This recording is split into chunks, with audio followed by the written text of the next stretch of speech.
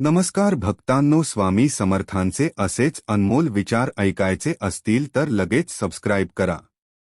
तुम्ही या जन्मी जी कर्म करणार आहात ते सर्व काही पूर्वजन्मी संचित कर्माचे फल रूप असणार आहे।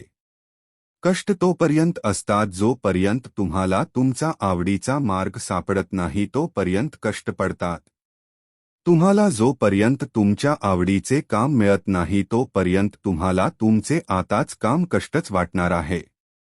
दररोज परमेश्वरा महादेवांना कडे एच मागणे मागाते म्हणजे तुम्हाला तुमच्या आवडीचे काम लवकर मिळो आणि त्या कामामुळे तुम्हाला आत्मिक मानसिक शारीरिक आनंद आणि समाधान मिळो आणि तुमचा संसार सुखाचा होवो असे मागणे मागा।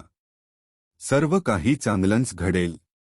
कर्मावर सगळ्यात छान साहित्य म्हणजे श्रीमद भगवद्गीता, ज्यात भगवान श्रीकृष्णाने कर्मयोग सांगितला आहे। मोक्ष साधण्यासाठी आणि पुनरपी जन्म पुनरपी मरण यापासून मुक्ती मिळावी, जन्ममृत्यूच्या कायमस्वरूपी फेयातून एकदाची सुटका व्हावी याकरता माणसासमोर 4 योग सांगितले आहेत: ज्ञानयोग, भक्तियोग, कर्मयोग आणि राजयोग। कायमस्वरूपी मोक्षासाठी या सर्वांची सांगड घालणे महत्त्वाचे आहे। प्रश्न जरी कर्मयोगाबद्दल असला तरी या सायांविषयी माहिती महत्त्वाची, ती अशी: ज्ञानयोग मी कोण आहे? हे शरीर नश्वर असले तर माझे मरणानंतर पुढे काय होते? माझे शरीर म्हणजे मी आहे का? या प्रश्नाची उत्तर असे की शरीर म्हणजे मी नाही। मी अमर्त्य आहे। मी म्हणजे आत्मा जो अमर आहे, जन्म घेत नाही, मरत नाही, जळत नाही, भिजत नाही, कारण हे सर्व लौकिक गुण शरीराला लागू होतात, आत्म्याला नाही। तर असा हा आत्मा म्हणजे परमेश्वराचाच अंश आहे। म्हणून आपण स्वतःला त्याची लेकरे आहोत असे म्हणतो आणि आपला तो आत्मा आणि परमेश्वर म्हणजे परम आत्मा किंवा परमात्मा हे जग, जन्ममरण, चाललेली दुनियादारी, सत्ता, स्वार्थ, पैसा, राजकीय सामाजिक आर्थिक प्रतिष्ठा, धर्मजातपात, नातीगोती, प्रेम, सगळ्या प्रकारचे संघर्ष, हारजीत, रागद्वेष, ईर्ष्याबद्दला या सगळ्या आणि इतर भावना हे सगळे कायमचे नाही तर ठराविक काळापुरतेच आहे। या सगळ्या माया आहेत म्हणजेच भ्रम आहेत। यात आपण किती गुंतायचे, कुठवर गुंतायचे आणि मुळात का गुंतायचे? या सर्वांची उत्तरे म्हणजेच ज्ञानयोग। आपलं शरीर म्हणजे केवळ कपडे मात्र आहेत।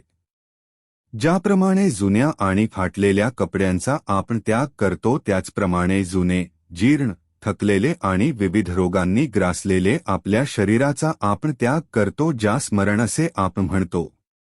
एकदा आपल्याला या फोल जगाबद्दल, दुनियादारीबद्दल आणि आयुष्याबद्दल हे ज्ञानयोग ज्ञान देते आणि मग आपण वळतो भक्तीकडे, म्हणजेच भक्तियोग। भक्तियोग खरे ज्ञान मिळाल्यावर आपल्याला प्रश्न पडतो, मग मी काय करावे? माझा आणि या आयुष्याचा, या माझ्या जन्माचा उद्देश काय? नश्वर असलेल्या या आयुष्याला वैतागून नाही तर आनंदाने स्वतःला आपल्या कुलदेवतेला किंवा आवडत्या देवतेला समर्पित करून उरलेले आयुष्य त्यांच्या भक्तीत लीन व्हावे, हाच भक्तियोग। ऑफिसात बॉसची बढती, पगारवाढ किंवा बदलीसाठी आपण चाटुगिरी करतो, रखडलेली कामे व्हावीत म्हणून सरकारी कर्मचाऱ्यांना लाच देतो, राजकारणात कार्यकर्ते पुढाऱ्यांचे पाय चाटतात। यात आपण आपला आत्मसन्मान, सदाचार आणि एकंदरीत सगळंच विकतो आणि आपलं असं स्वतःच काहीच शिल्लक ठेवत नाही। मग आपलं काय उरतं? काही नाही। एवढं करून काम होईल का नाही हे पण सांगता येत नाही। भ्रमनिराश झाल्यावर आपण आतून तुटतो, अपेक्षाभंग होतो, निराश होतो आणि आयुष्य दुःखी होते। एवढे सगळे करण्यापेक्षा स्वतःला भक्तीत, इष्ट देवतेच्या भक्तीत बुडवून घेतले तर त्यातून आपल्याला सकारात्मकता, आत्मिक समाधान आणि पुण्य कमवाल। या मिळणाऱ्या शांतीला तोड नाही, जी आपल्याला मिळते फक्त आणि फक्त समर्पण, नामस्मरण आणि भक्तीतूनच। कर्मयोग भगवान श्रीकृष्णे भगवद्गीतेत कर्मयोग सांगितला आहे। तुम्ही स्वतःला मला समर्पित करा। मी, माझं, माझ्यामुळे, माझ्यासाठी यांचा त्याग करा। अहंकार सोडा आणि जे काही तुम्ही कराल ते सगळं मला आनंदाने अर्पण करा।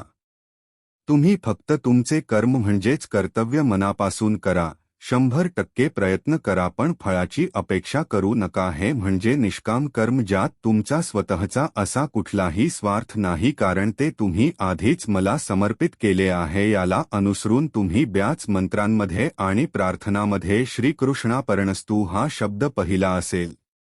ते म्हणजेच आपले सगळे आयुष्य आणि त्यातील सगळे कर्म अहंकाराशिवाय श्रीकृष्णाला अर्पण करणे. जे काही होईल त्याचा दोष तुम्हाला लागणार नाही, कारण ते सर्व कृष्ण त्याच्या डोक्यावर घेईल तुमच्यासाठी, म्हणजेच त्याच्या भक्तासाठी. तुम्ही जेव्हा स्वतःला माझ्या ताब्यात देता तेव्हा माझे कार्य चालू होते. LICचे ब्रीदवाक्य काय आहे? योगक्षेमं वहम्यहं, म्हणजेच तुमची काळजी मी निभावून नेईन असे कृष्ण गीतेत सांगतो. हेच वचन LICने त्यांच्या ग्राहकांकरता त्यांची भूमिका काय ते सांगण्यास गीतेतून उचलले आणि आपण पाहतो की LIC ही लाखो कोटींची एक कॅश रिच कंपनी झाली आहे. थोडक्यात, जिथे समर्पण तिथे कृष्ण, जिथे कृष्ण तिथे यश. राजयोग राजसत्तेचा उपयोग समाजकल्याण आणि देशकल्याणासाठी वापरावा. सत्तेचा उपयोग स्वतःसाठी नाही तर लोकांसाठी आणि त्यांच्या सेवेसाठी करावा, म्हणजे राजयोग. अर्थात ज्यांच्याकडे सत्ता आहे हे त्या सत्ताधीशांसाठी जास्त लागू पडते, कारण राजसत्ता काही प्रत्येकाच्या हाती नसते. मग सामान्य लोकांनी यासंबंधी काय करावे? तर राजसत्ता जरी तुमच्याकडे थेट नसली तरी तुमच्याकडे जे काही असेल किंवा तुम्ही ज्याही प्रकारे समाजसेवा करू शकत असाल ती नक्की करावी, मनात काही पण अपेक्षा न ठेवता फक्त एक सेवा म्हणून. तोच आपल्या हाती असलेला राजयोग 100% स्वार्थविरहित आणि 100% सेवारहित. कुणाला त्रास देण्याऐवजी त्याला मदत करण्यास काय हरकत आहे? कुणी प्रगती करत असले तर त्याला पुढे जातो म्हणून उगीचच विरोध करणे, आडवा पाय टाकणे, यापेक्षा त्याला मदत केली तर तोच पुढे जाऊन शिखरावर पोहोचल्यावर तुमची आठवण आणि तुमचे नाव घेईल. आणि समजा नाही घेतले तरी तुम्ही तुमचे अजून एक चांगले काम केलेले असेल आणि ते कृष्णचरणी रुजू असेल. आयुष्यात काही सुद्धा वाया जात नाही, मग ती कितीही छोटी गोष्ट किंवा मदत तुम्ही एखाद्याला दिली असेल.